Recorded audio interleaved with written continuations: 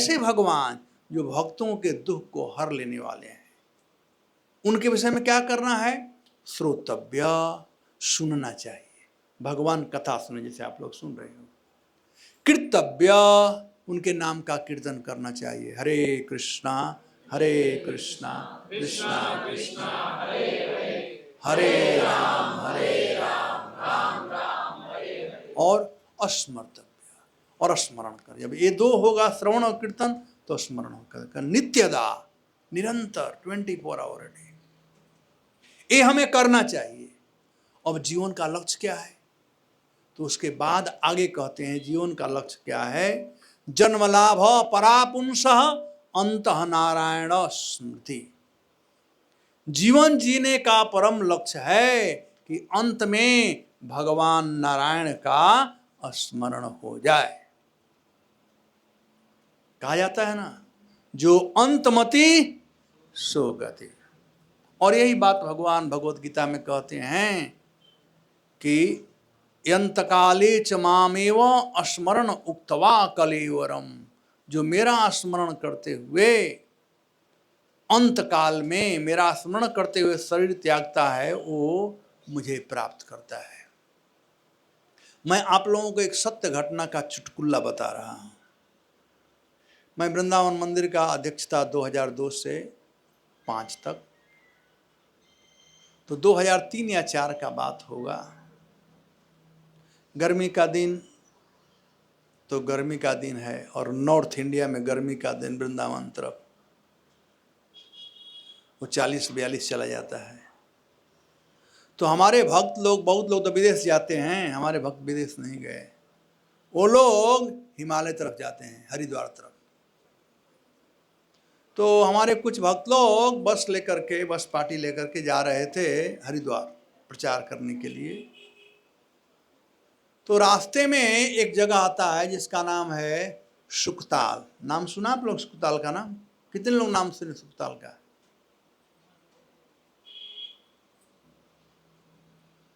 भागवत की कथा कहाँ हुई थी?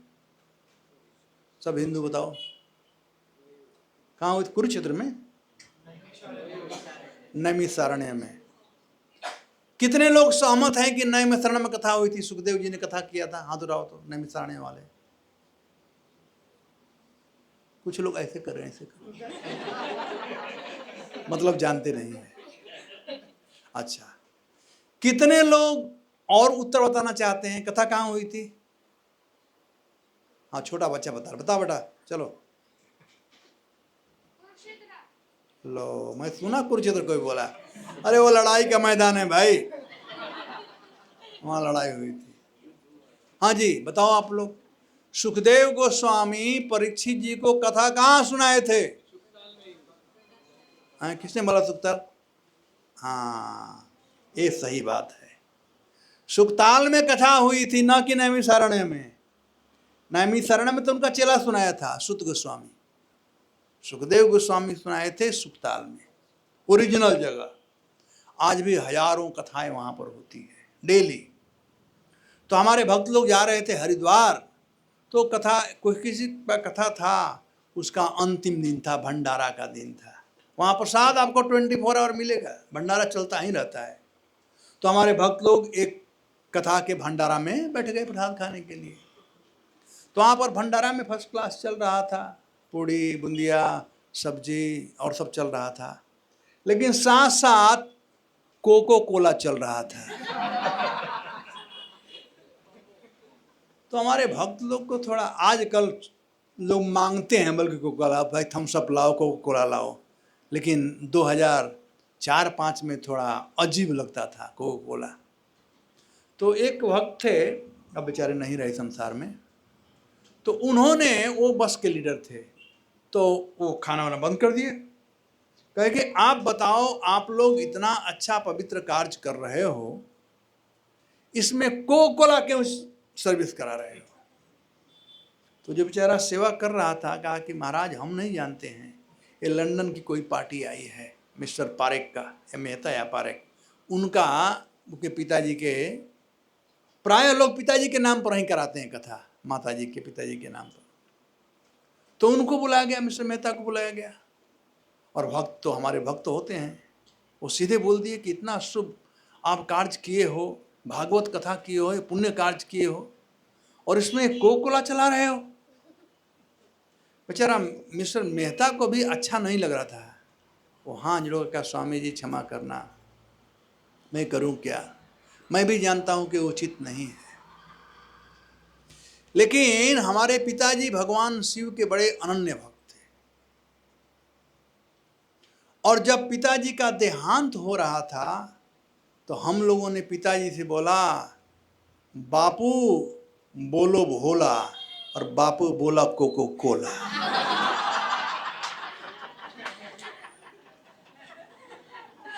हमने कहा बापू बोलो भोला, लगता है लंदन में कोको कोला नया नया आया था उन दिनों, और बापू ने बोला कोको और चल दिए। तो बापू का एक अंतिम इच्छा था, तो भैया ऐसा अंतिम इच्छा मत रखना कोको कोला वाला, ठीक है ना। अंतिम इच्छा क्या होना चाहिए? अंतः नारायण स्मृति, अंत में नारायण का स्मरण। अब उसके लिए प्रैक्टिस अभी से करना पड़ेगा। ये सोचो कि हाँ महाराज ने ठीक कह दिया, अंत में ना बहुत दिन अभी है, चलो। जब बच्चे लोग साल भर खिलवाड़ करेंगे तो परीक्षा में पास होंगे? नहीं होंगे, साल भर पढ़ाई करनी पड़ेगी। वैसे ही हम लोगों को हमेशा कीर्तनीय सदा हरि, निरंतर भगवान के नाम का स्मरण करना चाहिए। पता नहीं बुलावा कब आ जाएगा। ऐसा बात नहीं है कि अंत समय आएगा, अभी बहुत दिन है। ये मूर्खों का विचार है। जो बुद्धिमान होते हैं वो कहते हैं काल करो सो आज करो, आज करो सो अब, पलर में परलय होएगा, बहुरी करोगे कब।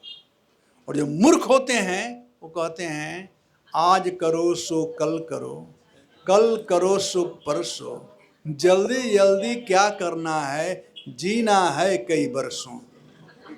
उनका अलग ही विचार है, ऐसा सोचते हैं मूर्ख लोग। तो मैं तो समझता आप लोग बुद्धिमान हो। कि मूर्ख यहाँ पर है, हाथ उठाओ। होगा भी तो हाथ नहीं उठाएगा। आप बुद्धिमान लोग हो। तो बुद्धिमानों का परिभाषा क्या है? काल करो सो। तो जो माला जप नहीं करते जल्दी माला उठा लो, माला उधर पड़ा हुआ है, माला जप करना शुरू कर दो। जीवन का लक्ष्य यही है, बता दिया। जीवन का लक्ष्य क्या है? अंतः नारायण स्मृति। जब नारायण का स्मरण होगा तो नारायण चाबी से खोलेंगे दरवाजा। कहाँ के लिए? हमारे घर के लिए। हम यहाँ के निवासी नहीं हैं, ये हम संसार के निवासी नहीं है। ये तो माया संसार है। माया का अर्थ होता है माँ या, दो शब्दों से बना हुआ है। माँ मतलब जो नहीं है, और या मतलब जो दिखाई पड़ता है। जो दिखाई पड़ता है लेकिन है नहीं, वह है माया। तो यहां पर सब दिखाई पड़ता है लेकिन वास्तविकता है नहीं। सुख कहते हैं हम ये कर लूंगा सुखी हो जाऊंगा। कौन माई का लाल आज तक सुखी हुआ है? पैसा कमा लूंगा सुखी हो जाऊंगा। अगर अंबानी से कोई पूछे सुखी हो गया, अरे कम से कम आप तो रोड पर चल सकते हो, वो तो रोड पर भी नहीं चल सकते हैं। सिक्योरिटी वाले क्या क्या इतना डर है, नहीं चल सकते हैं। मैं देखा हूं बड़े बड़े लोगों को रात को नींद नहीं आती है, वो स्लीपिंग पिल लेना पड़ता है। आपको तो नहीं लेना पड़ता है ना, गरीबों को नहीं लेना पड़ता है। तो चाहे गरीब हो चाहे धनी हो, सब लोग दुखी हैं संसार में, क्योंकि हमारा जगह है ही नहीं। ये हमारा जगह नहीं है, हम अलग गलत जगह पर आ गए हैं। हमारा जगह जो है वह भगवान का धाम है, जिसे वैकुंठ कहते हैं। वै मतलब जहाँ न हो, और कुंठ मतलब कुंठा यानी चिंता, जहाँ कोई चिंता न हो। हम तो वहाँ के निवासी हैं। इस संसार में तो कुंठा ही है, चिंता लगा हुआ है। जब बचपन में थे तो चिंता अलग था, थोड़ा बड़े हुए तो अलग चिंता हो गया। ये शंकराचार्य कहते हैं बाल्यावस्था क्रीड़ासक्ता। बाल्यावस्था में खेल खेलने में मन लगता है, राइट?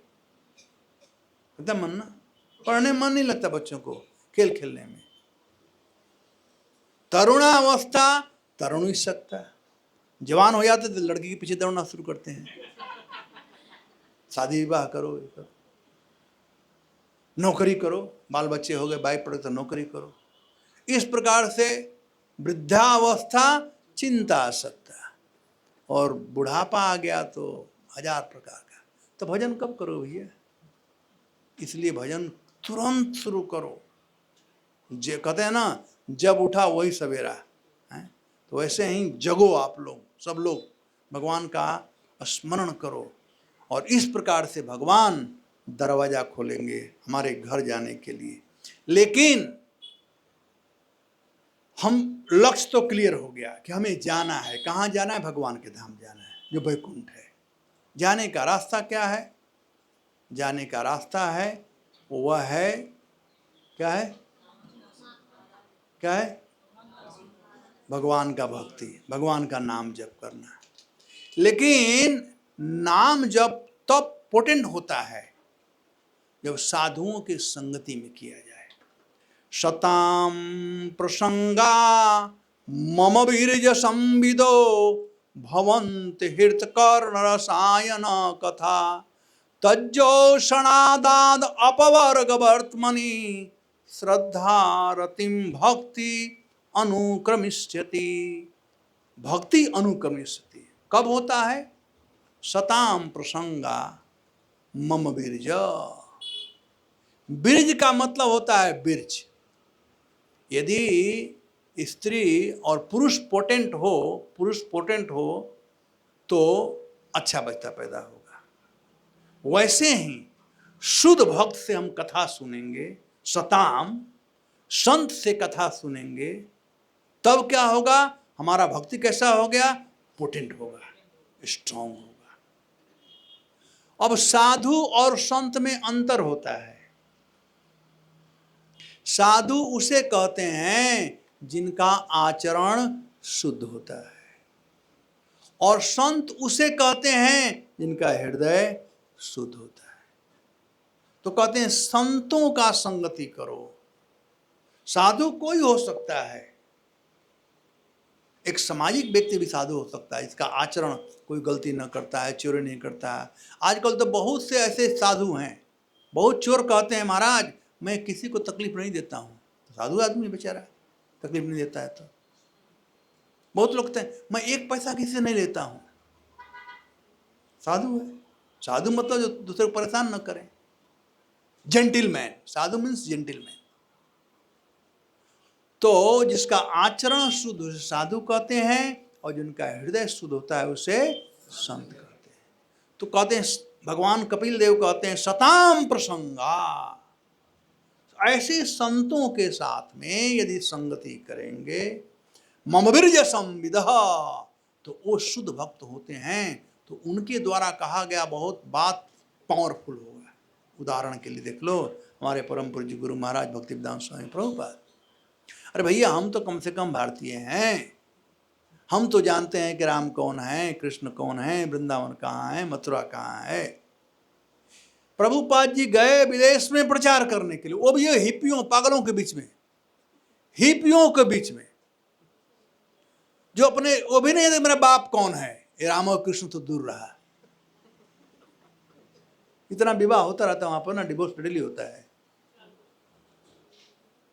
मुझे याद है एक बार मैं, कहना चाहिए कि नहीं कहता हूँ, एक बार मैं अटलांटा से जा रहा था चिकागो, तो फ्लाइट में हम बैठे हुए थे, तो एक यंग लड़का था, तो मैं उससे ही बात कर रहा था। तो प्रचार कर रहा था, 1.5 घंटे का फ्लाइट, 2.5 घंटे का, तो हम बात कर रहे थे। वो हमको देखा इंडिया से, तो पूछने लगा, तो बता रहा था। तो मैं 4 नियम के विषय में बता रहा था, no meat eating, no gambling, no intoxication, no illicit sex. तो वह सेक्स पर बात करना शुरू किया। कहा इसमें बड़ा बात क्या है। मैं बतलाया कि कैसे भारतवर्ष में विवाह कर करके एक पत्नी के साथ में, जब एक पत्नी के साथ में सुना तो उसका दिमाग खराब हो गया। वो कहता कि व्हाई, यदि हम होटल में जाते हैं, भूख लगा है, हम खाया, चल दिया, होटल को थोड़े हम पालन करेंगे। वैसे ही काम इंद्रिय पूरा करना हमारा धर्म है, हम चाहते हैं तो एक लड़की शादी किया, छोड़ दिया, फिर दूसरा शादी करेंगे। तो इस प्रकार से उन लोगों का विचार है, मानसिकता है। ऐसे लोगों के बीच में प्रभुपाद जा करके कृष्ण भक्ति का प्रचार किए।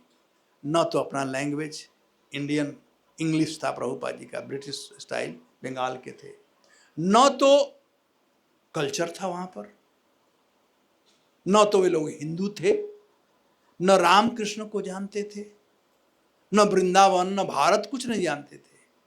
लेकिन उन लोगों को प्रभुपाद जी समझा दिए और हिप्पी लोग भी हैप्पी बन गए। ये कैसे हुआ कि प्रभुपाद जी संत हैं, तो उनका द्वारा जो वाणी जो था वो पोटेंट था। ब्रिज संविदो भवंती मतलब होता है।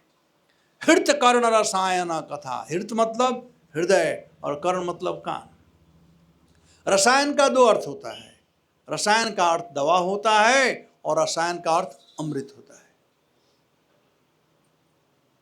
तो ये जो कथा है ये रसायन का कार्य करता है, पहले तो दवा का कार्य करता है, क्योंकि हमारा जो कान है इसमें आदत लग गया है संसार का बात सुनने का। वो कथा सुनेंगे तो नींद आ जाएगी, हैं? कथा सुनेंगे तो नींद आ जाएगी, लेकिन पॉलिटिक्स का बात हो तो क्या हो रहा था तुम जग जाएगी, है ना। तो कान में आदत लग गया है संसार का बात सुनने के लिए। तो एक कथा क्या करता है, पहले कान को साफ करता है, और जब कान के द्वारा जब आता है, देखिए ज्ञान प्राप्त करते हैं 5 इंद्रियों से, आंख, कान, नाक, त्वचा और जिह्वा। ये देखिए कि आंख से जो ज्ञान प्राप्त करते हैं वो माइंड तक स्थिर रहता है। आंख देख ले चक्रवर्ती प्रभु हैं, माइंड का चक्रवर्ती प्रभु है। अब कभी कभी नाम क्या था मैं भूल रहा हूं, ये भूलना थिंकिंग फीलिंग विलिंग जो माइंड का काम है। और स्मेल कर लिया, माइंड बताता है कि खराब है कि अच्छा है। स्वाद लिया, माइंड तक। स्पर्श इंद्रिया, जाड़ा है कि गर्मी तक, माइंड तक। लेकिन ये कान जो है ये बड़ा पावरफुल है, ये मन तक आता है, मन को भेद कर करके बुद्धि के पास जाता है, बुद्धि से भेद करके दिल में आता है। 3 जगह हम लोग पढ़े हैं बचपन में, क ख ग घ अंग, 2 और 2 4। मरते दम तक भूलेंगे? नहीं भूलेंगे। वो कहां तक आया है? पहले मन में आया, बाद में बुद्धि में आया। यदि मन तक नहीं होता तो भूल गए होते, मन तो भूल गए होते, लेकिन बुद्धि तक है। लेकिन जब शुद्ध भक्त के द्वारा हम कथा सुनते हैं तो मन में आता है। जब मन में आता है तो हमारे रोंगटे खड़े हो जाते हैं, रोमांच कंपा। उसके बाद बुद्धि में आता है। जब बुद्धि में आता है वह, तब हमारा भगवान से क्या संबंध है इसको हम समझ पाते हैं, और तब हमारे दिल में आ जाता है, और दिल में आकर के आग के समान काम करता है। आग का काम है जलाना। हमारे हृदय में जन्म जन्मांतर के जो कर्म फल है ना पड़े हुए हैं, तो कर्म फल को जला देता है। श्रोताम स्वकथा कृष्ण पुण्य श्रवण हृदयंतस्त ही अभद्राणी, हृदयंतस्त ही अभद्राणी। हृदय के अंदर अभद्राणी अमंगल कामनाएं पड़ी हुई है, संसार को विधुनोती, उसका धुलाई करता है ये कथा। तो कथा सुनना बहुत इंपॉर्टेंट है। कथा सुने तब भवंत हृत कर्ण रसायन कथा। जब कान साफ हो जाता है तो कथा सुनते हैं तो आनंद आता है। भवंत हृत कर्ण तज्जो उष्णादाद अपवर्ग वर्तमनी। संसार के दुख से हम पार होकर के भगवान के धाम जाते हैं, और जितना दिन रहते हैं श्रद्धा रतिम भक्ति अनुक्रमिष्यति, श्रद्धा भक्ति प्राप्त होती है। तो यह कहाँ से प्रारंभ होता है? लक्ष्य है भगवान के धाम जाना। भगवान के धाम जाने के लिए सहायता करने वाला कौन है? संत व्यक्ति है। अब तो पता चल गया धाम क्या है, संत कौन है। ठीक है, अरे थोड़ा अपने विषय में जान लो कि मैं कौन हूँ, मेरी योग्यता क्या है। क्या मेरी योग्यता है कि मैं जा सकता हूं भगवान के धाम अपने आप, बिना संतों के सहायता के? क्या मुझ में योग्यता है कि संतों का मैं संग भी कर पाऊं? यदि संत संग करने का मतलब होता है संत साधु महात्मा जो कहते हैं उसके अनुसार जीवन उतारना, नहीं तो मछलियां गंगा जी में रहती हैं, गंगा जी सबको पवित्र करने के लिए आए हैं ना, तो जितनी मछलियां कछुए हैं क्या पवित्र हो गए हैं? ऊपर चले जाएंगे। संग करने से ही नहीं होगा, संग करो लेकिन जीवन में उसे उतारो, तब उसका फायदा है। प्रैक्टिकल करो। ज्ञानम विज्ञानम सहितम। तो अपने को इंट्रोस्पेक्ट करें कि हमारा पोजीशन कहाँ है। संत का तो पोजीशन यहाँ पर है, भगवान का पोजीशन वहाँ है, वही हमें जाना है। संत माध्यम है, लेकिन हमें हमारे पॉकेट में पैसा है कि नहीं, मीन्स है कि नहीं। तो इसी बात को भगवान चैतन्य महाप्रभु के महान भक्त कृष्णदास कविराज गोस्वामी, जो कि चैतन्य चरितामृत का रचयिता है, भगवान श्री चैतन्य महाप्रभु साक्षात श्री कृष्ण हैं, कलयुग में जीवों पर कृपा करने के लिए वे आए, आकर के वे नाम दिए। जब कृष्ण थे इस धराधाम पर द्वापर युग में, तो सब लोग उनसे नहीं मिल पाते थे। अब मोदी जी प्राइम मिनिस्टर हैं, सब लोग मिल लेंगे उनको, वो सबके प्राइम मिनिस्टर हैं। ये बच्चा के भी सबके प्राइम मिनिस्टर हैं, लेकिन ऐसे नहीं मिल सकते हो। वहां पर जाओ, क्योंकि लाइन लगाना पड़ेगा, अपॉइंटमेंट नहीं मिलेगा। वहां गाली नहीं गए, हमारा प्राइम मिनिस्टर, मैं क्यों नहीं मिल सकता हूं, हमारा प्राइम मिनिस्टर नहीं, उसका नियम कानून है कुछ। सबके प्राइम मिनिस्टर होने के बाद भी नहीं मिल सकते हैं। वैसे हैं कृष्ण, सबके सुहृद हैं, सब कुछ वही देते हैं। द्वापर युग में थे तो सब लोग नहीं मिल पाते थे उनसे, लेकिन कृष्ण मिलना चाहते थे सब लोगों से। तो इसलिए कृष्ण आए इस कलिकाल में। दो रूप में आए कृष्ण इस कलिकाल में। एक तो आए नाम के रूप में, कृष्ण आए नाम के रूप में।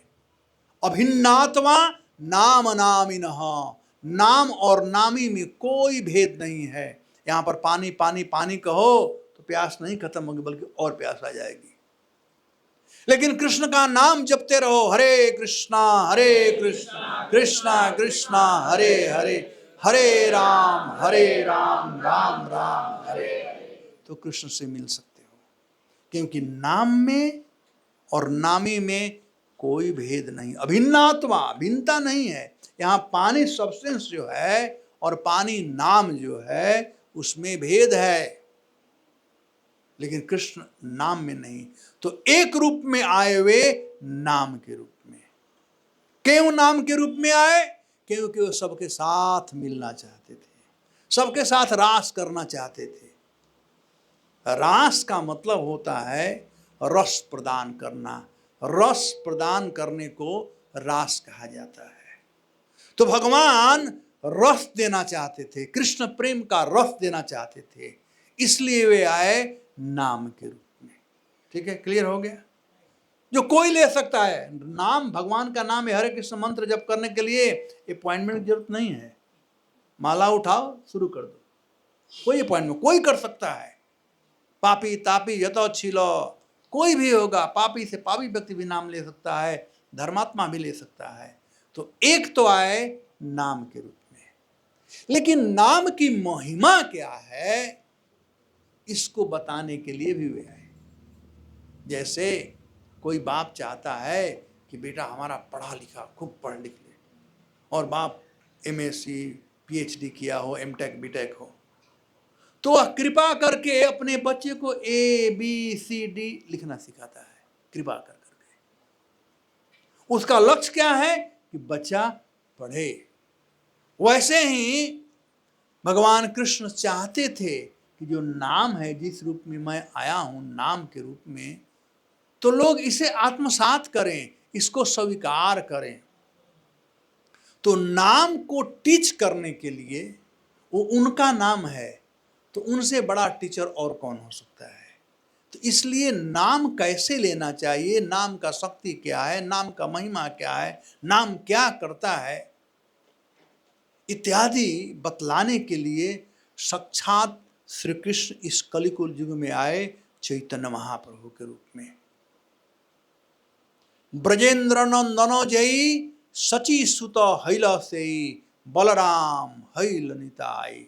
ब्रजेंद्र नंदन श्याम सुंदर जो हैं, वही श्याम सुंदर कलिकाल में ब्रजेंद्र नंदन जय सची सुत हैल से, सचिनंदन गौर हरि के रूप में इस तरह धाम कुछ दिन पहले गौर पूर्णिमा मनाया गया ना, तो वे चैतन्य महाप्रभु आए साक्षात श्री कृष्ण। तो चैतन्य कृष्ण दो रूप में आए, एक आए नाम के रूप में और दूसरा नाम का महिमा बताने के लिए आए चैतन्य महाप्रभु के रूप में। तो भगवान उपलब्ध हैं, भगवान आए हैं कलयुग में, ऐसा बात नहीं कि नहीं है। उन चैतन्य महाप्रभु के जीवनी को कृष्णदास कविराज गोस्वामी लिखे हैं और उस जीवनी में ये चैतन्य चरितामृत का अंत लीला है। तो अभी मैं यही पढ़ रहा था आजकल, तो एक श्लोक आया और जो कि मेरे ध्यान में आ गया, तो मैं समझा कि ये जो श्लोक है ये बतलाता है कि हमारी गति क्या है। हम तो बतला दिए कि भगवान का धाम जाना लक्ष्य है, साधु महात्मा इन्हों वहाँ तक पहुँचाएंगे, लेकिन हम कौन हैं अपने को थोड़ा जाने। वही बात यहाँ पर बताई गई है जो कि मैं शुरू करने जा रहा हूँ। यदि हमारे पीछे आप लोग दोहरा सके तो दोहराए। दुर्गमे पथि में अंधस्य अस्खलत पादगतेर्मुहुः स्वकृपा यष्टिदानेन सन्तः सन्तु अवलंबनम। तो यहाँ पर कृष्णदास कविराज कहते हैं कि ये संसार कैसा है। कहते हैं दुर्गम पथि, हम लोग पथिक हैं, ठीक है। पथिक मतलब जो पथ पर चलता है उसे पथिक कहते हैं। हम सब लोग पथिक हैं, हम चल रहे हैं डेली। प्रभुपाद जी कहते हैं कि कोई दो पैर पर चलता है, कोई चार पैर पर चलता है, लेकिन चलते सब हैं। कोई मोटर गाड़ी से चले, कोई पैदल चले, चलते सब हैं। चाहे साइकिल से चलो, चल रहे हो, पूरा जीवन चलता है। अब चल तो रहे हैं, कहते हैं दुर्गमम पथि।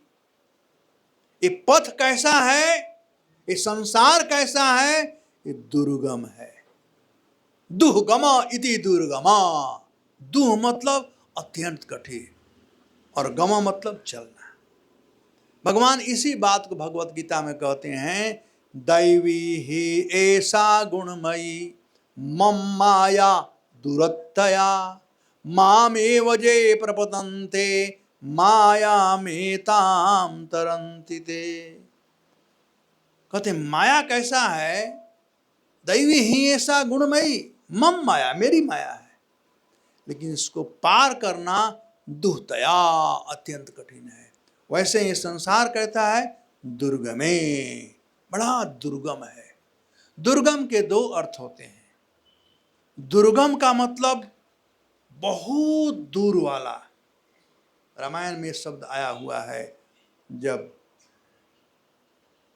विश्वामित्र जी राम लक्ष्मण को लेकर के जा रहे थे, तो राम भगवान तो बेचारे साधु महात्मा थे, चुपचाप चल लेते थे, लेकिन लक्ष्मण थोड़ा नटी स्वभाव के थे। तो उन्होंने विश्वामित्र जी से कहा, दुर्गमे पथि ऋषि, हे ऋषि आपका जो पथ है बड़ा दुर्गम है। तो दो अर्थ होता है। दुर्गम पथ का अर्थ होता है कि चाहे भक्ति करो चाहे संसार में रहो, दोनों में कठिनाइयां हैं। ऐसा मत सोचो कि भक्ति करोगे तो हाथ में लड्डू आ जाएगा तुरंत, नहीं, बहुत पापड़ बेलना पड़ता है। भक्ति इतना आसान नहीं है। माया परेशान करती है, माया से परेशान होते हैं भक्त लोग। भक्तों को और कोई परेशानी नहीं है, माया का विभिन्न प्रकार का दिखलाती है तमाशा माया। कभी स्त्री के रूप में, कभी धन दौलत के रूप में, बहुत चकाचौंध दिखाती है। तो भक्त लोग भक्ति करते हैं लेकिन कभी कभी उधर भी चले जाते हैं। तो भक्तों के लिए भी दुर्गम है। और संसारियों के लिए, जो संसार में सुखी रहना चाहते हैं, जो यहाँ का प्रोडक्ट है ही नहीं। संसार का प्रोडक्ट सुख नहीं है, यहाँ का प्रोडक्ट केवल दुख है, याद रखो। यहाँ का प्रोडक्ट सुख नहीं है। दुख से जो दोस्ती कर लेता वही सुखी होता है। जो सुख का कल्पना करता है 24 आवर दुखी रहता है। ये जो संसार है, भगवान कहते हैं दुखालयम अशाश्वतम, ये दुख का घर है भैया, यहाँ सुख कहाँ है। तो दुख का परिकल्पना मत करो। तो दुर्गम पथी। और तीसरा अर्थ है, ये जीवन जो है, ये जिसको हम अपना मानते हैं दें, यह भी यापन करना बड़ा दुर्गम है। जन्म, मृत्यु, जरा, व्याधि, ये 4 रोग लगे हुए हैं। उसके बाद 3 प्रकार के ताप, दैहिक, दैविक, भौतिक ताप है। तो ये दुर्गम है सब प्रकार से, दुर्गम पथी। तो मोटा मोटी ले लो कि हम रास्ता में चल रहे हैं। रास्ता कैसा है? कटीला है, उसमें झाड़ियां हैं, हाईवे नहीं है, कच्चा रोड है, उसमें कंकड़ पत्थर हैं, पैर में चप्पल और जूते भी नहीं है। और उन कटीली झाड़ियों के बीच में मच्छर तो हैं ही, सांप और बिच्छू भी हैं, उसके साथ साथ मधुमक्खियां, हाड़े इत्यादि वो लोग भी हैं।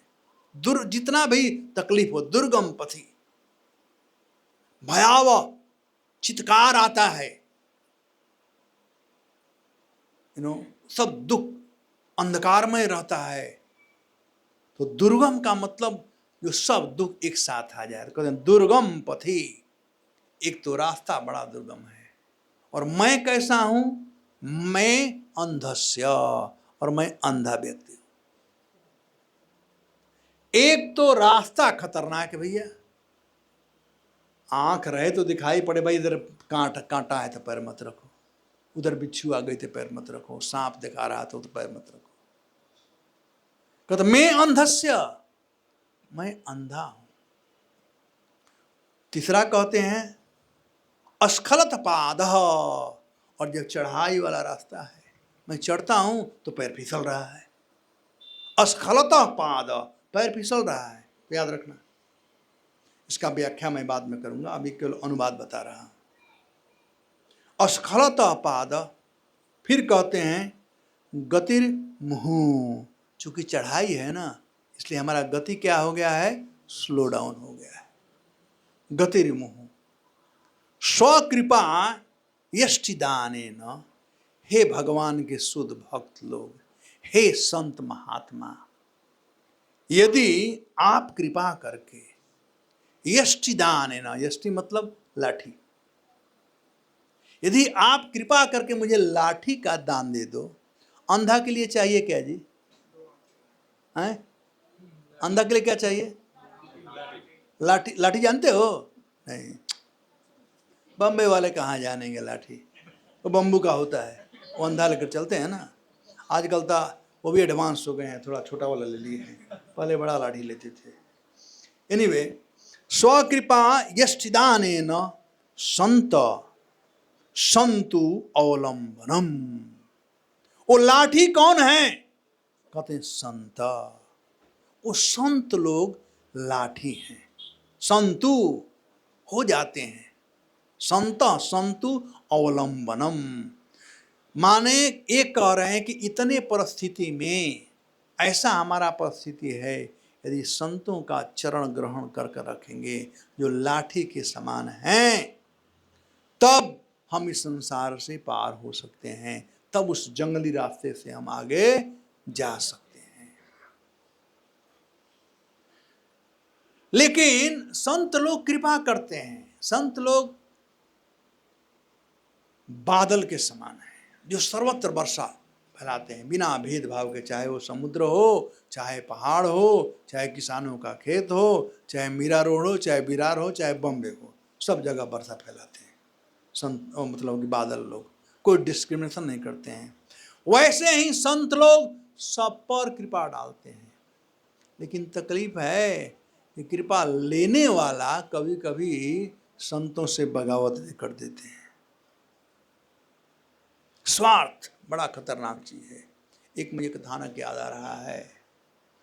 एक बार एक गांव था और उस गांव में एक अंधा व्यक्ति रहता था। तो गांव वाले जाते थे तीर्थ यात्रा करने के लिए, सब जाते थे। इस अंधे व्यक्ति को कोई कहीं तीर्थ यात्रा लेकर नहीं गया। तो वहां पर चक्रवर्ती दास थे, संत महात्मा। तो अंधे व्यक्ति से कहे एक दिन, भाई देखो सब लोग तीर्थ यात्रा जाते हैं, तुमको कोई नहीं ले जाता है, चलो इस साल मैं तुमको लेकर चलूंगा तीर्थ यात्रा के लिए। तो कहा कि ठीक है। गांव था, अब खेती इत्यादि का काम खत्म हो चुका था, अब छुट्टी का समय था, तो जनवरी फरवरी का समय था, जनवरी का। तो इन लोगों ने प्लानिंग किया हरिद्वार जाने के लिए, अंधा और वो संत मिलकर करके, और हरिद्वार पहुंच गए चलते चलते। इन लोगों के पास रात को सोए, इनके पास एक ही कंबल था। जो अंधा व्यक्ति था उसमें एक बड़ी खराब आदत थी। रात में लोगों को आदत, कोई बड़बड़ाता रहता है। मैं सुना कुछ लोग तो चलने लगते हैं रात में खड़ा होकर के, सुना आप लोगों ने ऐसा कुछ? कुछ लोग स्नोरिंग करते हैं, ये तो सबको प्राय हो गया, मोटे लोग करते हैं सब लोग। ये जो था अंधा व्यक्ति, इसमें आदत खराब क्या थी? वो घुलटी मारने का, वो घुलटी मारता था। तो ये घुलटी मारते मारते मारते मारते थोड़ा दूर दरवाजा तक पहुंच गया था। और दूसरे महात्मा जो सोए हुए थे, देखो अंधे लोग जल्दी सुबह सुबह उठ जाते हैं, तो वो जल्दी सुबह सुबह उठ गया और उठते ही अपना डंडा ढूंढने लगा, भाई डंडा कहाँ पर है। अब जहां पर वह पड़ा हुआ था वहीं पर एक कोबरा सांप पड़ा हुआ था, लेकिन जाड़ा में ठिठुआ करके वो सांप भी वो लाठी के समान हो गया था सीधा। तो ये ढूंढ रहा था कि हमारा डंडा कहां पर है, तो सांप हाथ में आ गया। अब सांप हाथ में आ गया तो लगा सोटने ऊपर से नीचे तक, तो देखा उसका मुंडी जो है थोड़ा मोटा है और उसका जो पूंछ था बिल्कुल पतला था। तो अंधा कहता है कि मैं कितना धन्य हूं कि मेरा मित्र यहां पर लेकर के आया। अरे भगवान अंधे को क्या दे सकते हैं, हमारे कर्मों के अनुसार हमारा आंख तो फूटा हुआ है, आंखते नहीं। अरे अंधों के लिए लाठी सहारा होता है, भगवान कितना अच्छा लाठी हमको दे दिए। इन नीचे वाला इतना पतला है कि जहां डालूं वो फिसलेगा ही नहीं है? और ऊपर वाला थोड़ा मोटा है। अब बेचारा खूब घसीट रहा था अपने लाठी को, घसीट रहा था। तो सुबह हो गया और मित्र जगा, तो देखा रे मित्र ने कहाँ गया, तो देखा वो सांप को मालिश कर रहा है। अब वो गया, कहा कि मित्र तू ये क्या कर रहा है? क्या कर रहा हूँ, देखो भाई धन्यवाद आप हमको यहाँ लेकर के आए, भगवान कृपा करके हमको कितना अच्छा लाठी दे दिए हैं। देखो ना ये ऊपर वाला इतना मोटा है पकड़ लूंगा, नीचे वाला पतला, इतना जहाँ डालूंगा वहीं रह जाएगा। बहुत बेचारा खुश हो रहा था। और मित्र कहता है कि मित्र तू नहीं समझ रहा है, सांप है, ये फेंक दो, इसे फेंक दो। एक बार बोला, दो बार बोला, तीन बार बोला, फेंक दो। तो अंधा को बहुत गुस्सा आया, करे मित्र मित्रता कर कर तू यहां लेकर आया, लेकिन लोभ किसी को नहीं छोड़ता है। अरे भगवान कृपा करके मुझको एक लाठी दिए, उसके लिए तुम्हें लोभ हो गया। तू कह रहा है कि सांप है, अरे तुम मांग लेता मैं तुमको दे देता। तू कह रहा है कि सांप है, ऐसा कहकर मुझे फेंकवा रहा है इसको। अब अपने मित्र पर उसको डाउट हो गया। अब डाउट हो गया, अभी बेचारा बेचारा तड़फड़ा रहा है, मित्र कैसे इसका मैं हेल्प करूं, कैसे हेल्प करूं। लेकिन वो तो मरने वाला था। उसे कहते ना विनाश काले विपरीत बुद्धि, उसकी बुद्धि विपरीत हो गई थी। अब मित्र जो लेकर के आया उसको उस पर डाउट कर रहा था। तब तक से भगवान सूर्य उदय हो गए, थोड़ा गर्मी होने लगा और एक खींच रहे थे और एक खिंचाई से भी थोड़ा गर्मी हो रहा था, ऊपर से भी और नीचे से भी। अब धीरे धीरे सांप थोड़ा सॉफ्ट होने लगा। थोड़ा भाई बड़ा अच्छा है लाठी भाई, ये तो सॉफ्ट भी हो रहा है। तो सांप बम डस कर दिया। तो साधु लोग जो हैं उन संसारियों को कहते हैं जो कि सांप पकड़ कर रखे हैं। बैंक बैलेंस सांप है, ये मोह माया सांप है। साधु लोग कहते हैं छोड़ दो, लेकिन काहे को ज्यादा साधु लोग कहते हैं तो लोग गाली देना शुरू करते हैं साधु को, विश्वास नहीं होता है। तो ये हमारी गति है, स्वकृपा यष्टिदानेन। साधुओं का जो सहारा है वो लकड़ी के समान है उस अंधे के लिए। तो हम लोग इस संसार में अंधे हैं और हमारा लकड़ी क्या है? साधुओं का संगति। इसीलिए महाप्रभु कहते हैं साधु संग सर्वशास्त्र कय, लौ मात्र साधु संगे सर्व सिद्धि है। तो जितना भी हो सके हमें चाहिए कि साधुओं का संगति करें। दुर्गम पथि, यह संसार बड़ा दुर्गम है। ये संसार मृग मृचिका के समान है। मरुभूमि में जब सूर्य की तेज रोशनी जब पड़ती है बालू पर तो पानी दिखाई पड़ता है। हरिणी समझता है पानी वहां पर है, दौड़ता है, पानी नहीं है, आगे दौड़ता है, आगे दौड़ता है और अंत उसे मरना पड़ता है, पानी नहीं मिलता है। वैसे ही संसार में हम समझते हैं कि यह कर लूंगा सुखी हो जाऊंगा, यह कर लूंगा विवाह हो जाएगा सुखी हो जाऊंगा, बच्चे पैदा हो जाएंगे सुखी हो जाऊंगा, बच्चों का विवाह हो जाएगा सुखी हो जाऊंगा। मरते दम तक सुखी नहीं होता है। हम सब जानते हैं इस बात को, हम सब जानते हैं, लेकिन हैं अंधे। जानते हुए भी इसे हम स्वीकार नहीं करते। साधु चिल्ला चिल्ला करके बढ़ते हैं ये सांप है, फेंक दो फेंक दो, लेकिन हम अंधे हैं ना, नहीं समझ पाते हैं। तो दुर्गम पथि, संसार बड़ा दुर्गम है। मैं अंधस्य, और मेरे पास कोई ज्ञान नहीं है। ये संसार जो है, कहते हैं अस्तोमा सदगमयम तमसोमा ज्योतिर्गमयम। ये तमस संसार है, अंधकारमय संसार है, यहाँ पर ज्ञान नहीं है। हम तो अज्ञान के साथ में जीवन यापन करते हैं। ये देह को अपना मानना सबसे बड़ा अज्ञान है। हम देह नहीं कहते मेरा हाथ मेरा पैर मेरा देह। यदि मेरा देह है तो मैं कौन हूं? अपने को हम जाने, हम देह को ही सर्वस्व मानते हैं। तो यही है हमारी अज्ञानता। और अस्खलत पादम, संसार में चल रहे हैं, कभी सुख और दुख हमेशा बना रहता है जीवन में। कभी भी ऐसा समय नहीं आया जब आप हमेशा सुखी रहोगे, और कभी भी ऐसा समय नहीं आएगा जब आप हमेशा दुखी रहोगे। अस्खला, कभी नीचे कभी ऊपर। अस्खलत पादम गतेर मुहु, और जीवन को डेली भगवान सूर्य आकर के काट रहे हैं। आयु हरति वही पुंसा, हमारे आयु को हरण कर रहे हैं, इसलिए हमारा गति स्लो हो गया है। गतिरे मुहु, लेकिन स्वकृपा यष्टिदानेन, लेकिन यदि साधु महात्मा कृपा कर करके यष्टिदानेन कृपा करें, कैसे? ज्ञान रूपी चक्षु दे करके, ज्ञान रूपी लाठी दे कर करके। तो वही संत लोग, संतु अवलंबनम, ये संत लोग ही एकमात्र सहारा हैं। साधु लोग ही एकमात्र सहारा हैं। किसके लिए? अपने लक्ष्य को प्राप्त करने के लिए। तीनों बात हो गया। लक्ष्य क्या है? हैं? घर, अपने घर, ये हमारा घर नहीं, हाँ, बैकुंठ धाम, ये लक्ष्य है, ठीक है।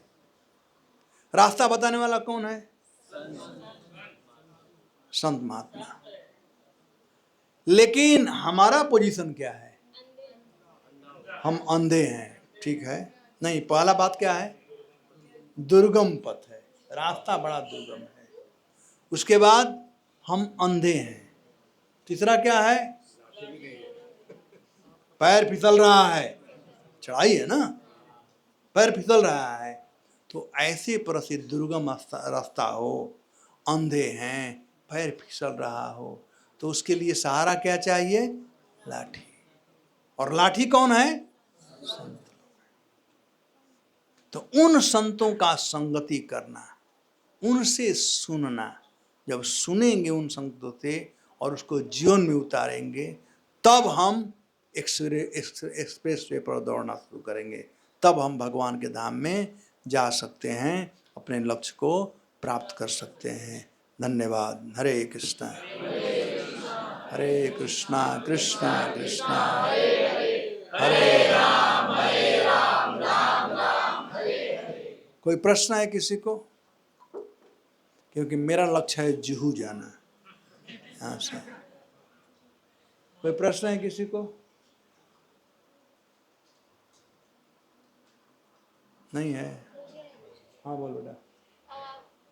कभी कभी मतलब इंसान जो रहता है, मतलब कुछ लोग आपको बार बार तकलीफ देते हैं, पर फिर भी आप उन इंसानों को अपने जीवन में बार बार आने देते हैं। वो आपको तकलीफ देके जाते हैं, फिर वापस आते हैं, फिर तकलीफ देते हैं, फिर वापस चले जाते हैं। पर हमारा मन ऐसा है कि उनसे इतना लगाव या जुड़ाव हो जाए कि हम उनको मतलब त्याग नहीं कर सकते। ऐसा क्यों और कैसे त्याग करना चाहिए? देखो, हमारे गुरुजी कहते हैं छोड़ो मत, जोड़ो। छोड़ना नहीं, कुछ भी जोड़ना है। तो जो आपके अपने लोग हैं, जिनको अपना मानते हो, उनको भगवान से जोड़ो। पहले आप जोड़ो, अपने को जोड़ो, फिर उनको जोड़ो, बस। सिंपल चीज़ है, ज़्यादा कुछ नहीं करना है। यदि छोड़ना चाहोगे तो आप बड़े परेशान हो जाओगे। छोड़ नहीं सकते हो, छोड़ नहीं सकते हो। कितना भी छोड़ने का प्रयास करो, वो लोग खींच के लाएंगे, ममता खींच कर लाएगी। तो जोड़ो, सिंपल। आप भक्त बन जाओ, लेकिन पहले आपको भक्त बनना पड़ेगा। तुम पहले भक्त बनो, फिर लोग भक्त बन जाएंगे। हो गया, काम पार हो गया। बटैया की खेती हो गई। बटैया समझती है? वो बिहार यूपी वाले जानते होंगे। बटैया की खेती, 50% तुम्हारा, 50% हमारा। हाँ, और कोई प्रश्न? हाँ जी। आए, यदि आपकी इच्छा कितनी है, पहला नंबर, आपकी इच्छा 100% संतों की संगति की, तो भगवान स्वयं संत बन करके आ जाएंगे आपके लिए, चिंता मत करो। ये डिपेंड करता है आपके ऊपर। यदि आपको 10%, तो 10% संत मिलेंगे। जितना पैसा, जितना गुड़ डालोगे उतना मीठा होगा। तो आपकी श्रद्धा कितनी है, ये देखना पड़ेगा, और वो आप ही देख सकते हो, हम नहीं देख सकते। हमारी श्रद्धा थी कि हम 100% वहां मिले, हमारे गुरुजी मिल गए। तो ये डिपेंड करता है आपके ऊपर। श्रद्धा इनबिल्ट सिस्टम है, सब में श्रद्धा है, लेकिन सुनने से श्रद्धा की वृद्धि होती है। तो अच्छा है कि आप सुनते जाओ, जैसे आ रहे हो, सुनते जाओ, सुनते जाओ, सुनते जाओ, अपने आप श्रद्धा बढ़ेगी। तब आपको पता चल जाएगा कौन, जितना श्रद्धा होगा। हमारे मंदिर में भी सैकड़ों भक्त हैं, तो परम पूज्य गोपाल कृष्ण महाराज, अन्य सब लोग जो सीनियर डिवोटी, वो लोग हो सकता है 100%, हम 2-4-5% वाले होंगे, हो सकता है, भी हो सकता है। तो जैसा आपका श्रद्धा होगा उसके अनुसार ही। लेकिन आपको श्रोता बनना पड़ेगा, एक्सपर्ट श्रोता बनना पड़ेगा। यहाँ सुनो तो अंदर लेकर आओ। ये कथानक मुझे याद आ रही है। एक बार एक आदमी था, वो खिलौना बेच रहा था। उसके पास 4 खिलौने थे और चारों देखने में एक समान थे। एक का दाम 25 रुपया था, एक का 50, एक का 75 और एक का 100 रुपया। तो एक बिरार का आदमी आया, पढ़ा लिखा, कहा कि तू सबको मूर्ख बना रहा है क्या? ये सब खिलौना देखने में सब एक समान है, दाम अलग अलग क्यों रखा है? कहा आप जानना चाहते हो? कहा कि हाँ। तो एक तार लिया और जो 25 रुपया वाला खिलौना था ना उसे कान में डाला तो कहीं जा ही नहीं रहा था। कहा ये 25 रुपया वाला है। दूसरा खिलौना उठाया, वो तार कान में डाला तो इधर निकल गया, कहा ये 50 रुपये वाला है। तीसरा खिलौना उठाया, कान इधर डाला तो उसके मुंह से निकल गया, कहा ये 75 वाला है। चौथा खिलौना उठाया, जब कान में डाला तो उसके दिल में आ गया तार, कहा कि 100 रुपये वाला है। तो ऐसे ही कथा सुनने वाले 4 प्रकार के होते हैं।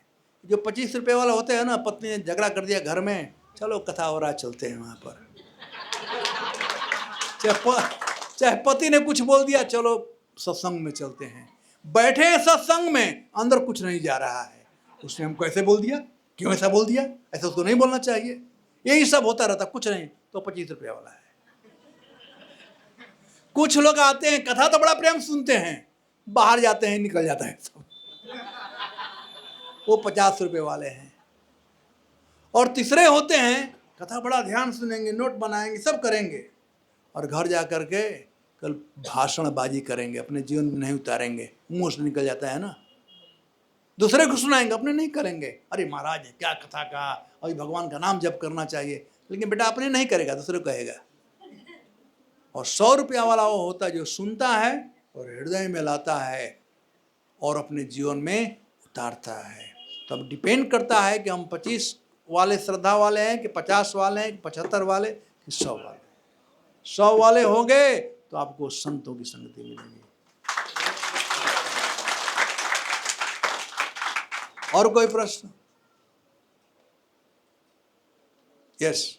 ब्रह्मचर्य वास्तव में क्या है? ब्रह्मचर्य, ब्रह्मचरति इति ब्रह्मचर्य। ब्रह्म मतलब आत्मा और परमात्मा, और चरति मतलब खोज। जो आत्मा परमात्मा के खोज में बना रहता है वो ब्रह्मचारी है, वो ब्रह्मचर्य है। आत्मा मतलब मैं कौन हूँ, परमात्मा भगवान कौन है, जो इसको जानने का प्रयास करते ब्रह्मचारी है। कोई ब्रह्मचारी हो सकता है, लाल कपड़ा है नहीं कह सकते, कोई ब्रह्मचारी हो सकता है। ये तो व्यवहार में कहते हैं कि ब्रह्मचारी है, गृहस्थ है, वानप्रस्थ सन्यासी है। जैसे एक बाप के 5 बेटे हैं, 4 बेटे हैं, तो एक का नाम अप्पू रखा है, क्या टप्पू रखा है, पप्पू रखा है, आजकल ये तो नाम चलता है ना। पहले तो कृष्ण राम ऐसे नाम। शरीर तो एक ही सबका ना है, लेकिन पहचानने के लिए नाम अलग रखती है। वैसे पहचान के लिए कोई ब्रह्मचारी मतलब लाल कपड़ा वाला, इनका कोई इधर उधर नहीं है, बस सीधे भगवान के लिए ही है। गृहस्थ मतलब पति परिवार वाले हो गए, वानप्रस्थ हो गए, सन्यासी। लेकिन ब्रह्मचारी का अर्थ होता है जो ब्रह्म के खोज में हो, आत्मा और परमात्मा के खोज में हो, ब्रह्मचारी। यस।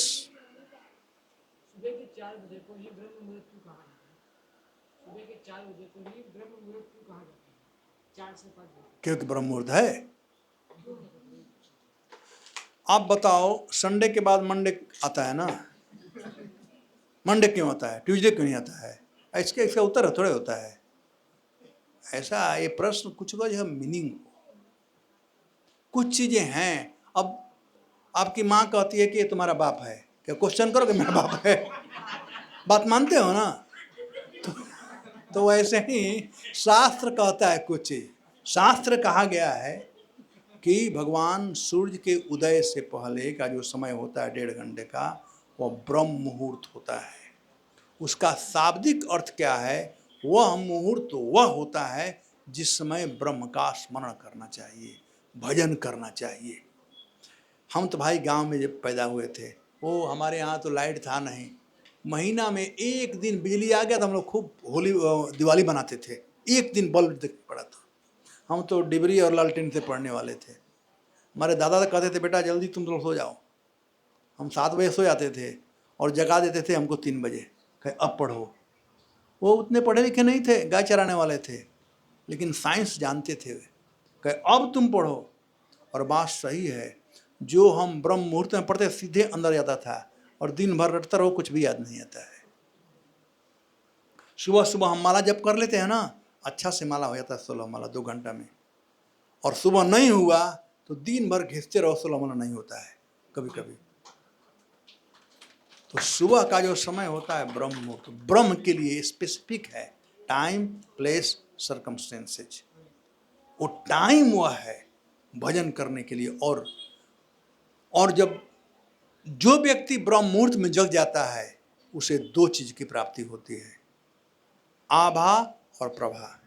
सूर्य जब आते हैं तो 2 चीज लेकर आते हैं, आभा और प्रभा। आभा का मतलब होता है शांति और प्रभा का मतलब होता है संपत्ति।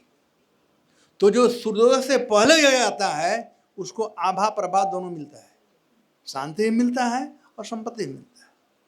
लेकिन जो सूर्योदय के बाद जगता है उसको प्रभा मिल सकता है लेकिन आभा नहीं।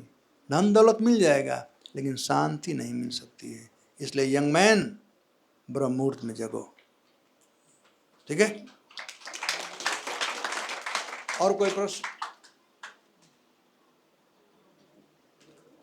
जैसे आपने मतलब ब्रह्मचर्य का असली मतलब क्या होता है? अरे अभी तू गलत उत्तर बताया है पहले। ये ब्रह्मचर्य आप स्पेसिफिकली आप पुरुषों के लाइफ में क्या होता है? ये ब्रह्मचर्य सबके लिए, चाहे स्त्री हो चाहे पुरुष हो, सबके लिए है। ब्रह्म भगवान को खोजे सब लोग, ऐसा नहीं कि आपका बाप होती है कि बाप का आप ही केवल भगवान को बोए हुए, माताएं बन सकती है, सबके लिए ब्रह्मचर्य, ठीक है। क्या प्रश्न आपका है? कि मतलब ये हमारे लाइफ में कैसे पॉजिटिव चेंजेस ला सकते हैं, स्पेशली हमारे मटेरियल लाइफ में इसका कुछ इंपॉर्टेंस है क्या? बिल्कुल इंपॉर्टेंट है। अरे जिसके पक्ष में भगवान है उन्हें मटेरियल लाइफ रह ही नहीं गया, स्पिरिचुअल लाइफ हो जाता है। क्या अरे प्रसाद है, चिंता मत करो, बैठे बैठे। मुझको जुहू जाना है, आपको तो यहीं जाना है ना, काहे चिंता करते हो? हाँ बोल बेटा, छोटा वाला बच्चा, चलो बोल दो अभी। कुरुक्षेत्र वाला, लड़ाई मत करना, घर में लड़ाई करता है क्या?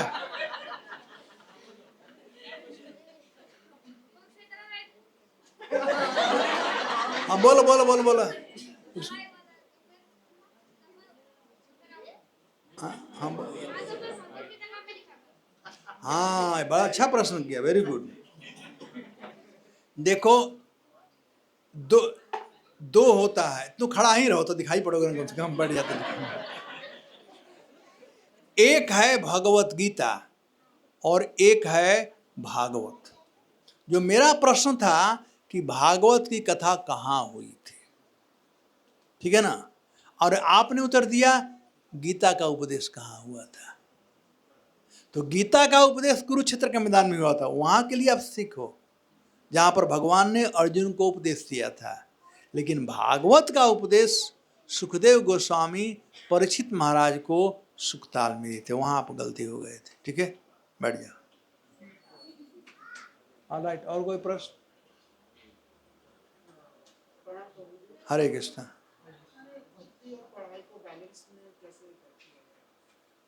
दोनों में कोई कंट्रोवर्सी नहीं है। पता नहीं अभी चलता है कि नहीं। जब हम लोग पढ़ते थे तो 9 बजे 10 बजे से 5 बजे का टाइमिंग था। पहला घंटे था फिजिक्स का, दूसरा केमिस्ट्री का, बायोलॉजी का, मैथमेटिक्स का, इंग्लिश का, हिंदी का, घंटी था ना। तो हम लोग उसके अनुसार पढ़ते थे, कोई तकलीफ नहीं था, चाहे मैथ हो चाहे फिजिक्स हो, कोई तकलीफ नहीं था। वैसे ही आप घंटी बना लो कि हमको इस समय में भजन करना है, इस समय में पढ़ना है, फिर वह करो, कोई तकलीफ नहीं। Make your schedule, okay, make your schedule, yes. परिवर्तन ही संसार का नियम है। बिल्कुल। तो एक समय ऐसा था जब 1970 में 10 रुपए पगार लगती थी लोगों को, तब परिवार बहुत बड़े हुआ करते, तब बहुत एकता हुआ करती। लेकिन इस तरीके से जैसे समय बढ़ता गया, 100 रुपया हुआ, पब्लिक कम हुआ, फिर 1000 रुपया हुआ और लोग कम हुए परिवार के, फिर अब 1 लाख रुपया चाहिए आज के डेट में, परिवार 2 से 3। लेकिन एकता नाम की कोई चीज नहीं, कोई किसी पे बिलीफ नहीं, परिवार टूटते जा रहे हैं, झगड़े बढ़ते जा रहे हैं। तो इस तरीके के जो जिंदगी चल रही है, जो परिवर्तन आया है, तो इस तरीके से हमको रहना चाहिए, इस तरीके के कलयुग में। संस्कृति और सभ्यता को वापस लाना पड़ेगा। हम डे बाय डे अपने संस्कृति से दूर जा रहे हैं, सभ्यता से दूर जा रहे हैं। पहले लोगों में भगवान के प्रति श्रद्धा थी, भक्ति थी, साधुओं के प्रति श्रद्धा थी, तो पुनः वापस आने की जरूरत है और आएंगे। ये भारत जो है ये भगवान का भूमि है। भारत जो है, भारत का अर्थ होता है भारत इति भारत। भा मतलब भास्ते प्रकाशते रत इति भारत। भा मतलब भास्कर, जैसे सूर्य को भास्कर कहते हैं ना, तो भास्ते प्रकाशते रत, जो प्रकाश फैलाने में लगा हो उसे कहते हैं भारत। किसी का प्रकाश? देह और आत्मा में क्या अंतर है, यह प्रकाश सभ्यता संस्कृति का प्रकाश तो आएगा। जैसे उड़ी जहाज की पक्षी फिर जहाज पर आए, मेरे मन अनंत कहाँ सुख पाए। कहीं चले जाओ फिर आना पड़ेगा वहीं पर। और समय आ रहा है, लोग बात कर रहे हैं ज्वाइंट फैमिली का, फिर से बात लोग हो रहा है, तो आएगा। ये चीज होनी चाहिए। बहुत जितना संस्था बढ़ेगी, इस तरीके के लोग, जिस तरीके से प्रचार होगा, उतना लोग वापस एक तरीके। बिल्कुल, इसकान तो वही कर रहा है, आप भी ज्वाइन कर लो, हो जाएगा, बहुत हो जाएगा। ऑलराइट, और कोई प्रश्न माता जी लोग? ऑलराइट, अब देर हो रहा है, ज़्यादा परेशान करो तो माता जी लोग कर्ज करना शुरू करें। चलो चलो, धन्यवाद। हरे कृष्णा। ग्रंथराज श्रीमद् भागवतम श्रील प्रभुपाद की जय।